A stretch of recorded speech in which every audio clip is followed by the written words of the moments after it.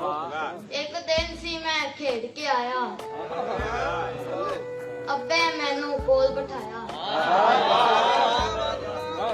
कहंदा पुत्रा गल सुन मेरी, लम्मी होवे जिंदगी तेरी।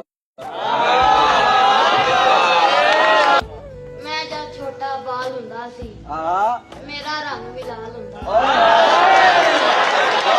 कच्चा जिहा एक घर हुंदा सी, जिंदा बूआ बाहर हुंदा। धुप गर्मी दा तार हुंदा सी, जेठ हुंदा सी पर गर्मी दा तोड़ भी है सी, निम पिपल दा जोड़ भी है सी। क्या बात है। छां सगवी सी मापियां वर्गी, मामियां फुफियां चाचियां वर्गी, यार हुंदे सी सावां वर्गे, यार हुंदे सी सावां वर्गे, वीर सी सारे बावां वर्गे। बाल पुने दी मौज हुंदी सी, सकियां दी एक फौज हुंदी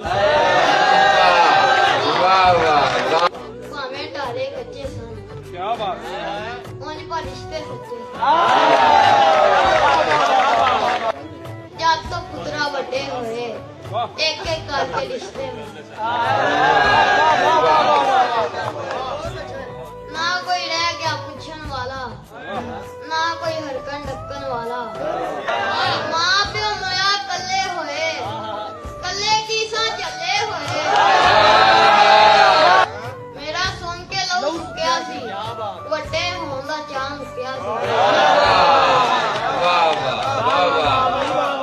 मेरा सुन के लहू सुक्या सी, वड्डे होण दा चाह मुक्या सी। अल्लाह तू है सब दा मालिक, मेरी बेनती सुन ले कर।